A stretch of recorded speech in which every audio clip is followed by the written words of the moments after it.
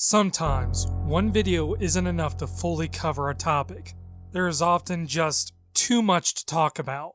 There is always another step on the ladder in Snake Eater, or another jump scare around the corner in Resident Evil. Sometimes, these moments are worth a second look. And I figure what better way to start a series than to talk about one of my favorite scenes in a video game. Again, this is Rebuilding Character, another in-depth look at some of the greatest moments in gaming. And today we're talking about Final Fantasy IV and the time the party scaled Mount Ordeals. So Rosa could grab a frying pan and fight a karate man so Cecil could become a paladin, wherever he was. Okay, that might not be quite the story you remember from Final Fantasy IV. But what if I told you that was the point? That scene was from a ROM hack of Final Fantasy IV known as Free Enterprise. The basic premise is that rather than go through the story like you normally would, it's replaced by an entirely open world given to you by a, Free Enterprise. It's actually kind of a clever name because the ship is named the Enterprise. Never mind. However, areas are still blocked off by certain key items. For example, you still need the Darkness Crystal to access the Blue Whale, you still need the Hook to go to the Cave Evelyn, and you still need the Crystal to defeat Zeromus. However, there is one major difference. Nothing is where it would normally be. Final Fantasy IV Free Enterprise is often called a randomizer, and it's exactly what it sounds like. It randomizes nearly everything in the game, from items in a chest, characters, bosses, key items, even down to the sprite of the final boss. Free Enterprise is by no means the first or only randomizer in existence. There exist hundreds, covering everything from the first Legend of Zelda to Dark Souls, spanning from first-person shooters to action-adventure platformers. And though randomizers are increasingly popular, they're still just obscure enough that I can get away with talking about them. To define it simply, a randomizer is sort of a game modification or mode that randomizes things. Each one might function completely differently. Some modify locations of enemies and items. Others might randomize things such as your movement speed or jump height, level designs, character stats. Even things such as the sprites of characters could be randomized to make every experience unique. So that might be what a randomizer does by definition, but what exactly is a randomizer? Why were they made, and why should anyone care about them? I think it's time we take a deeper look.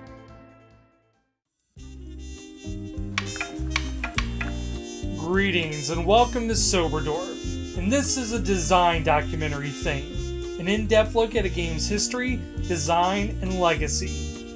And today we're taking a look at randomizers randomizing random things randomly.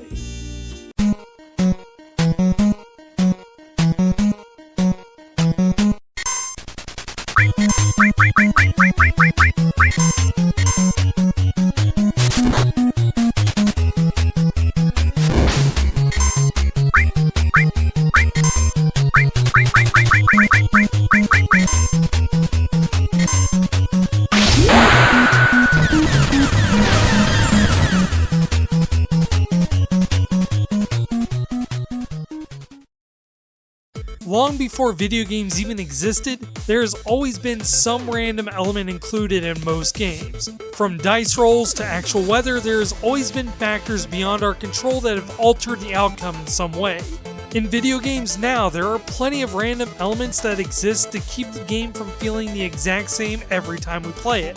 From damage rolls to drop rates to basically everything determined by a random number generator. Randomness is almost an expectation in any sort of game, but we wouldn't exactly call these games random. Variable, sure, but game design has always had a set methodology, a reason and purpose behind it. I mean, there's a reason that World 1-1 is the first level of Super Mario Bros. And not World 5-2. Having a randomly designed level would just be a nightmare.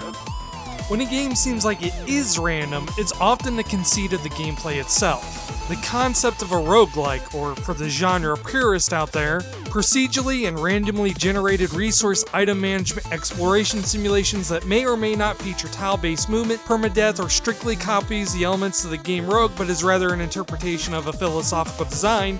These games make sure each playthrough feels unique by including a lot of random elements.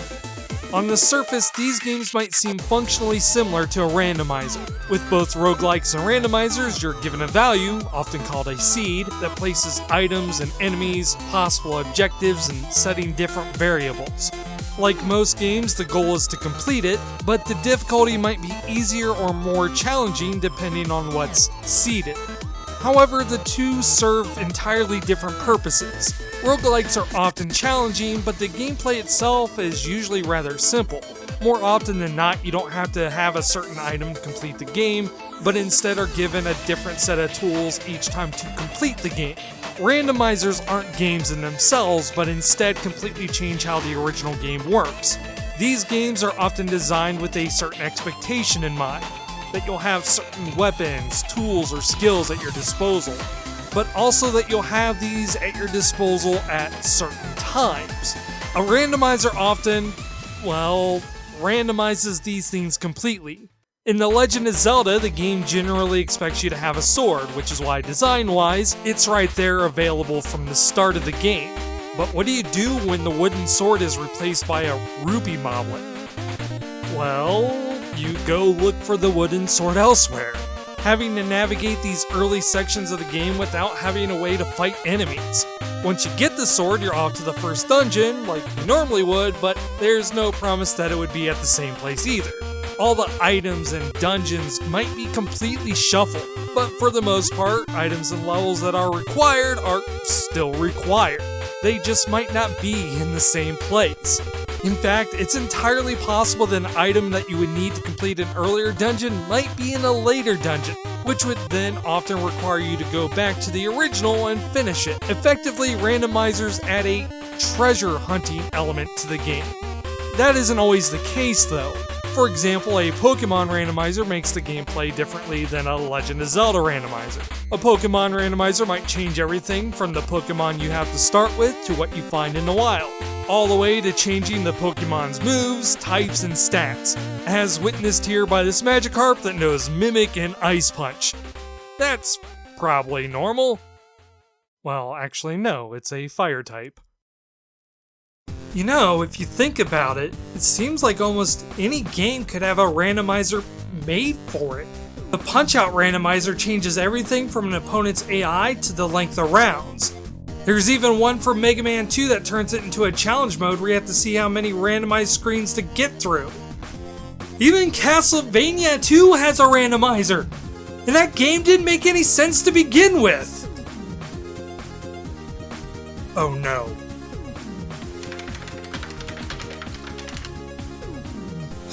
Oh, thank God. How do people drink that? Oh, that's gross. Oh. I think I'd rather swallow the placenta of the succubi that spawned the Antichrist. People like, eh. But why? If you think about it, if a game designer had designed the game the same way as a randomizer, many people would consider the game outright unplayable. Yet somehow they're incredibly popular. So what's the appeal? What were they thinking? Well, to answer that, I guess we just have to look at why randomizers were made in the first place. It's hard to tell exactly what the first randomizer was, simply because the history of them aren't well recorded. The first time many people heard about them was when The Legend of Zelda: Link to the Past randomizer was shown at Awesome Games Done Quick 2018, with that particular randomizer being developed by David Carroll, aka Desirect, as early as 2015. However, the same developer had been working on a Super Metroid randomizer since 2012. The concept of a randomizer existed well before then, with the earliest form being a Pokemon randomizer existing in the form of action replay codes. However, what was probably the very first randomizer wasn't even a ROM hack at all, but rather an official mode in Resident Evil 2 for the Nintendo 64 back in 1999. The 64 port of RE2 was already a pretty amazing feat on its own.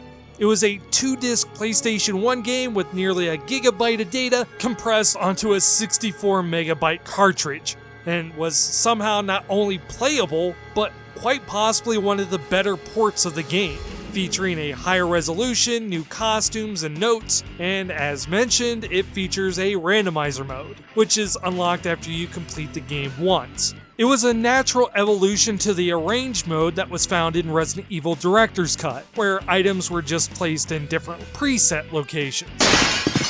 The randomizer mode in RE2 functioned just like the ones today, changing the positions of items and some enemies randomly. While it's not as robust as some of the randomizers that you would see today, it's highly similar, and as far as I can tell, might be the first time the term randomizer was used in this way. What was probably a superfluous addition to an already strained port for the Nintendo 64 makes perfect sense for a game like Resident Evil. The biggest problem with survival horror as a genre is that after playing it a few times, it no longer feels horrific or survival-y. You know where all the enemies are, you know what you need to do and what to grab. You don't wander into areas unless you need to, and you know where every bullet and green herb is. If you haven't experienced this for yourself, just watch any speedrun and they run around as zombies like they're just late catching a bus. Even if the game features small variations, a good speedrunner has seen it enough times to account for every single one. I mean, as a personal anecdote, as someone who put in a lot of hours in Resident Evil for an analysis I made back in 2015, I had told myself that Resident Evil was no longer going to be scary. I simply played the game too much, and everything was burnt into my memory. But what if it wasn't? What if instead of that trusty shotgun, it was replaced by an ink ribbon? Or what if you found the key that led you to the end of the game while you didn't even find a clip of ammo yet? Or as silly as it may look, having to deal with sharks in the halls of the mansion. Even being lucky and stumbling upon the Magnum early is a small comfort when you don't know where or even if you're going to find ammo for it. I mean, this is my genuine reaction to something that happened while I was getting footage. Alright, that was kind of weird, but not too weird. Oh, what? Oh, what? Why is that here? Oh jeez. Why is there a tyrant here? Oh, Barry, where are you? Why is Barry replaced by a tyrant? Why? Alright, do I got it? Oh gee, ow! Come on, alright, go upstairs, Well, follow me upstairs? Is it gonna... Oh, it can climb stairs. This is... What do I do? How do I fight it? Oh my god. How do I get down from here? Oh jeez. Playing with the randomizer rekindled that fear in a way I didn't think was possible. I was scared going through the service corridor for the first time in probably a decade. Not because I didn't know the jump scare was there, but because I didn't know what I would have to deal with it when it happened. There was a real sense of dread when I was in Yawn's lair far earlier than I had any right to be. Severely under-equipped, only to nervously chuckle when I found out the sound of the window crashing was caused by a little itty-bitty bee. Only to later panic when I would have to avoid Yawn in an area I never expected to see it. It was the fear of the unknown. The fact that I didn't know where anything was. I didn't know where I could go for healing, especially when I was poisoned. I didn't know where to find extra ammo. And I didn't even know where the safe areas were anymore. For the first time in a long time, Resident Evil was somehow scary again. That was most likely the intention of the developer, Angel Studios, now known as Rockstar San Diego, when they had added that feature to Resident Evil 2. To make something feel like you were playing it for the very first time again. It was an addition that even RE2 veterans might have been willing to take a gamble on the 64 port for. At some level, that's the goal of every randomizer. It's to bring you back to a time where you didn't know where every secret room was, or know the elemental weakness of every enemy. It strips away that memorization to create a new experience. and it can do that with each randomly generated game. Needless to say, randomizers are pretty freaking awesome. But you don't need to take my word for it. Pouncer, what do you think? I think you should upload more than once per month. Or are you too busy going bald to work on more than one video? Oh yeah? Well, I think you got a weird mustache. People are gonna start calling you Adolf Hitler if you keep up with that sass. At least they will call me something.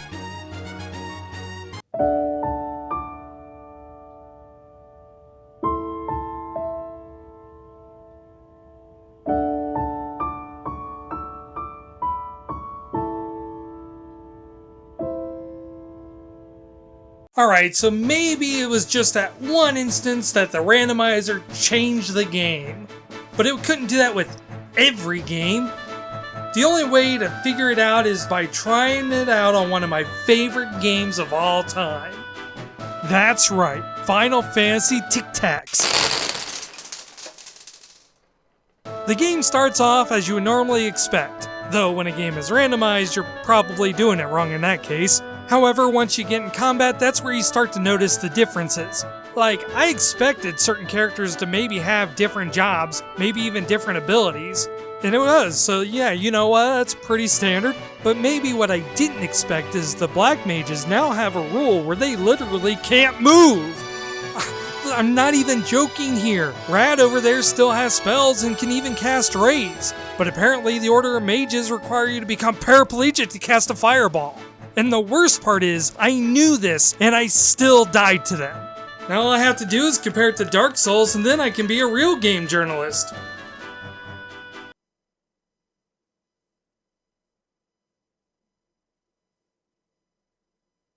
However, the plot's the exact same, which makes sense because it was already random, so why bother changing it? Master of all swords, cut energy, Night Sword! What even is that? Was their localization team freaking Google Translate? That's not even part of the randomizer, that's the actual game.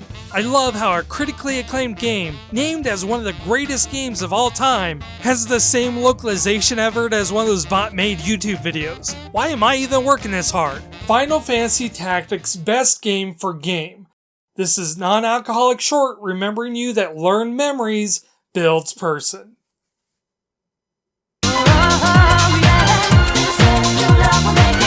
That's not to say the randomizer is bad. Oh no, this is probably the best version of Final Fantasy Tactics I ever played.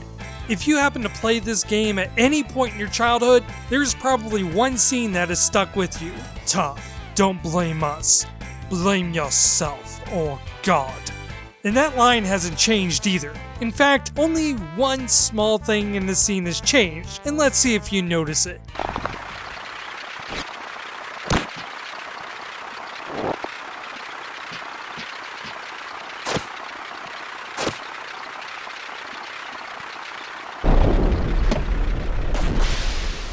You know, I'm willing to accept some responsibility for this. As they say, there are three sides to every story, yours, mine, and the truth. I don't think you're entirely blameless here though. I mean, it wasn't my fist that caused massive trauma to the princess's solar plexus. However, the fact that you were able to mount a ghost and ride off into the sunset means that either a good portion of this is God's fault for making mountable ghost, or that God is dead and you just rode off with his spirit. So I'm mostly gonna blame God for this one. Also, not to belabor this point, but you just took off on a freaking ghost! Oh my god, how does he do that? It kills my voice. While randomizers might be able to mix up a lot of the game's assets, there's not a whole lot it can do to create new ones. You'll most often be traveling in the same maps, meeting the same characters, and finding the same items and facing the same enemies. Randomizers aren't able to change the story either, so for a heavy narrative game like an RPG, you aren't going to be getting any new experiences in that regard. Which is why many randomizers decide to remove the text entirely, replacing it with their own hints or in-jokes about the game, which you most likely wouldn't get unless you knew the game already.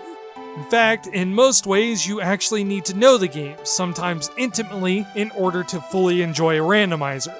The side effect of randomizers is that they tend to throw traditional game design out the window. The logic and progression are completely scrambled by the randomization process. If you never played the game before, you might not even know what you need to progress through the game. Finding the fairy bow doesn't really help you when what you need is a hook shot. But if you aren't aware of what the hookshot is or even does, the randomizer is most likely not going to help you with that. Or if you're not aware of every secret entrance in The Legend of Zelda, it's entirely possible that the game will come across as unbeatable. So in some ways, most randomizers aren't about trying to make the game feel brand new. That's more of a side effect. Instead, randomizers are sort of a game about the game, or a meta game. They might require you to know about the game's obscure mechanics, different variables. They might even expect you to use commonly known glitches. Randomizers require you to consider the designs in ways that you might not have considered before, not as a chain of events, but rather what each of those pieces mean individually. For example, I've beaten Ocarina of Time a handful of times, but I've never really sat down and thought about what treasure chest, heart piece, and item drop I had access to before I met Princess Zelda, because I never really needed to. The game's design makes those optional. But now I don't have access to the Kuko because Malon only gave me 5 rupees instead. So where is the Kuko and how do I get to it? Actually, there's the chance I might find the autograph or a lullaby in a chest, so do I even need to go see Princess Zelda? Do I even need those to beat the game? Or is there another way to access Zora's Domain and Death Mountain that I haven't considered? But what if Zelda has something I do need? These are all questions that are facilitated by the design of the original game. We just never had to ask them before. Eventually, you learn the patterns of the randomizer and what options are available to you, and you develop strategies for beating the randomizer. But the more you know about the original game, the better equipped you are for the randomized version of it. This is one of the reasons why randomizers are so popular with the speedrunning community. Those that have played their respective games for so long it develops simply into muscle memory. Randomizers instead test knowledge about the game, execution, and even intuition, but effectively it's still the same game that they know and love. And simply because of the nature of a randomizer, you can play it hundreds of times and it be different each time. Hey YouTube, Sober here.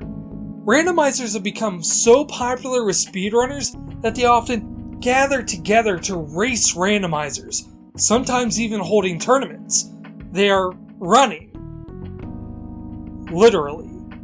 The word random comes from the old French word randeur, which meant to gallop, which came from the Frankish word rand, a running, as in speed running.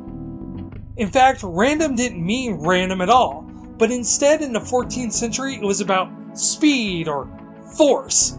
By the 16th, it started to be applied where bullets would strike at a distance, but due to a lot of variable factors such as bullet weight, and drift, and the imperfections of the barrel, they would sometimes accurately hit their target, or not. They were random. But are randomizers actually random? You can try this at home. Pull out your 5th generation iPod and hit shuffle. If it were charged, it would play a random song. Hit next, and it would play another random song. Or would it? It couldn't play a song that it didn't have on the iPod itself, but that makes sense, it just doesn't have the data. But it wouldn't play the same song it just played, nor would it play the same song that it played before.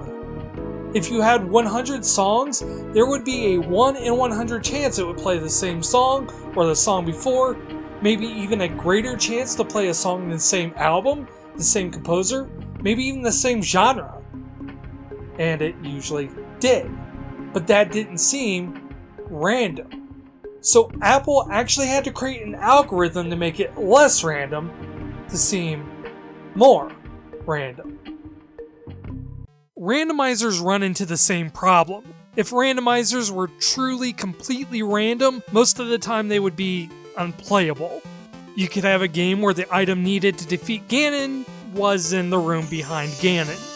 Or you can have a room where you enter in and the door shuts behind you and the only way out is to defeat all the enemies that you couldn't reach.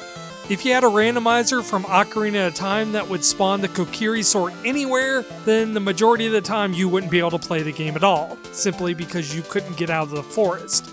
And cases like these would be very common. In order to combat that, randomizers are often developed what is commonly referred to as a sanity check. And no, it has nothing to do with the Call of Cthulhu. It's an algorithm that checks to see if the game is actually able to be completed and it doesn't make itself unwinnable by design. It knows you need the sword to leave the woods, so it runs a check to make sure you have access to it before it generates the seed. You might find it in a chest, or it might give you the slingshot so you can hit the target and win it as a prize, but it always makes sure that you can get it. But there are other problems that need to be solved as well, such as, how do you randomize a boss?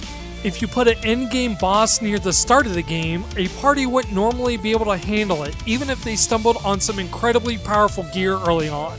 Free Enterprise solves this by giving the boss the stats of the boss that would normally be in that location, while keeping the attacks of the original boss. While this can create some very potent combinations, for the most part it keeps things fairly balanced. And those are just a few of the considerations that you have to think when developing a randomizer. So while on the surface randomizers seem like they're pretty straightforward, all you're really doing is randomizing things, they are often extremely complex programs that not only require a lot of intimate knowledge of the game, but a deep understanding of the designs of the game and game design in general. I just want to know when they're going to make randomizers of my favorite games, like the Magicka Scheherazade or Golgo 13. What are you talking about, Rob? Of course they're gonna get the reference. What's not to get about parodying early-era YouTubers in a vague and awkward attempt to emulate the concept of randomization on YouTube? That's because you don't have a sense of humor. My other idea was just to mix all the edits together and post 3 different videos and let the audience figure it out. This is way easier. Snorlax, what do you think about this skit? I can't afford those. I spent all my money on Rolling Rock and salad dressing. And I'm not even gonna make that in this video. And I don't even drink alcohol. But I wasn't making a joke.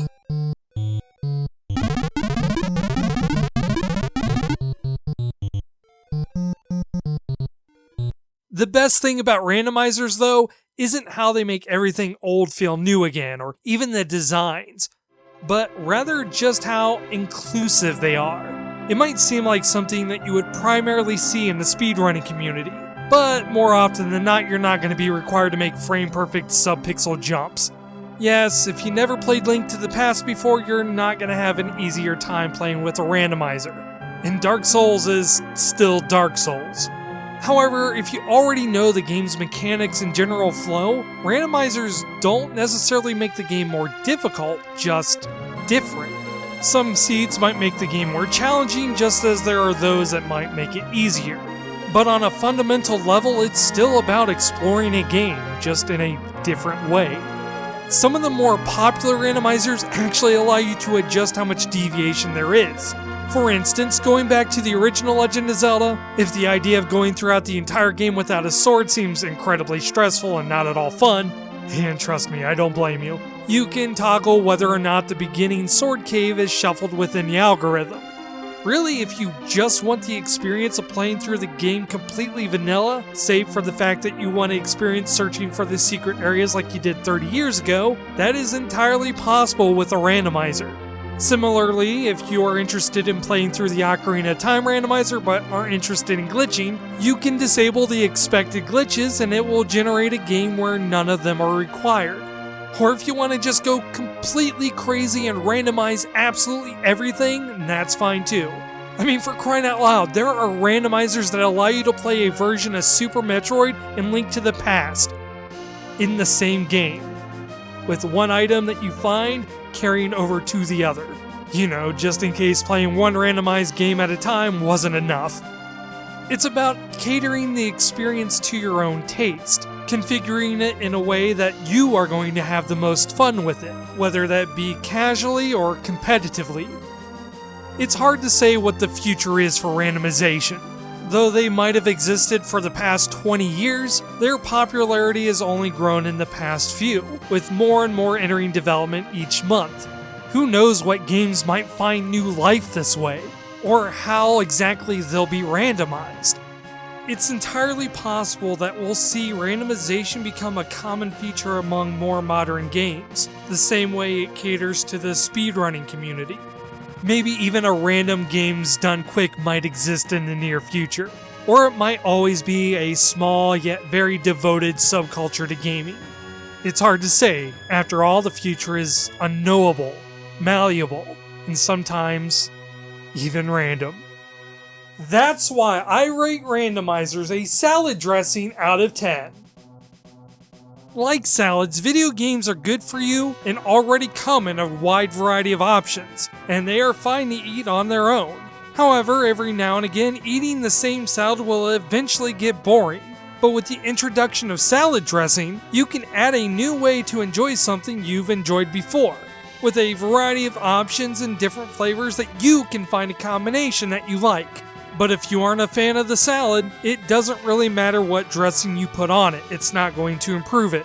Randomizers are great, but it really depends on how much you enjoyed the original game. If you didn't, randomizers won't improve the experience. But if you did, it might be worth taking a look to see if your favorite game has a randomizer. After all, gaining experience builds character. And maybe re-experiencing something in a different way can also build character.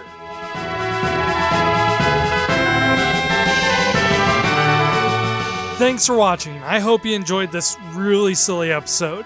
If you did and you want to see more, remember to subscribe to the channel and maybe click that bell notification so you can see when I upload more videos like these. And if you want to take the extra step and support the show, I have a Patreon where you can pledge in order to keep the show going. A very special thanks to those who already generously give and allow me to do this. I seriously wouldn't be able to do this without them. Now, if you excuse me, I have to rinse the taste of that Rolling Rock out of my mouth. Oh my god.